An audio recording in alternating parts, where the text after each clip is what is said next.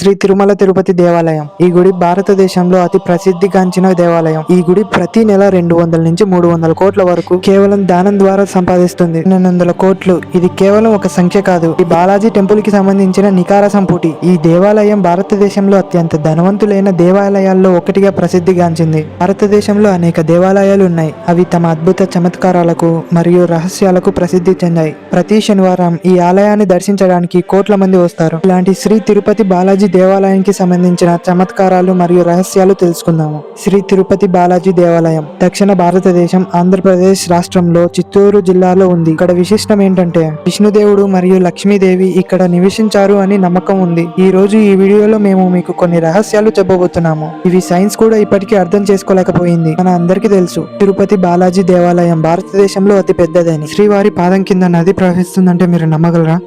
అవును, ఇది నిజమే. శ్రీవారి పాదం కింద నది ప్రవహిస్తుంది. ఇది 100% నిజమే. ఇంకా శ్రీవారి వెనుక భాగాన నిజమైన జుట్టు ఉంది. ఇంకా శ్రీవారి వెనుక భాగం తరచూ చల్లగా మారుతుందని అక్కడ ఉన్న పూజారులు చెప్తూ ఉంటారు. అంతేకాక శ్రీవారి కాళ్ళపై చెవి పెట్టి వింటే నది ప్రవహిస్తున్నట్టు శబ్దం వస్తుందని పూజారులు చెప్పారు. ఇంకా ఒకానొక కాలంలో పూజారులు దేవుడు మాతో మాట్లాడుతారు అని కూడా చెప్పారు.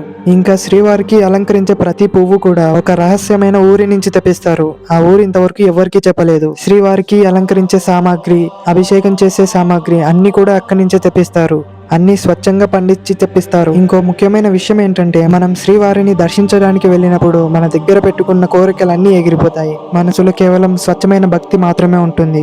అక్కడ తయారు చేసే లడ్డు చాలా రుచిగా ఉంటుంది. ఇంతవరకు దాని రెసిపీని ఎవరికి చెప్పలేదు, కానీ శ్రీవారి లడ్డుని స్వచ్ఛమైన దాంతోనే చేస్తామని చెప్పారు. ఇంతటి విచిత్రాలు ఉన్నాయి కాబట్టి ఫారెన్ కంట్రీస్ నుంచి కూడా ఈ ఆలయాన్ని దర్శించడానికి వస్తారు. ఈ విషయాలన్నిటిపై ఇంకో లాంగ్ వీడియో కావాలంటే కింద కామెంట్ చేయండి. మీకోసం ఖచ్చితంగా లాంగ్ వీడియో తయారు చేస్తాను. అలాంటి మరిన్ని వీడియోస్ కోసం సబ్స్క్రైబ్ అండ్ లైక్ చేయండి.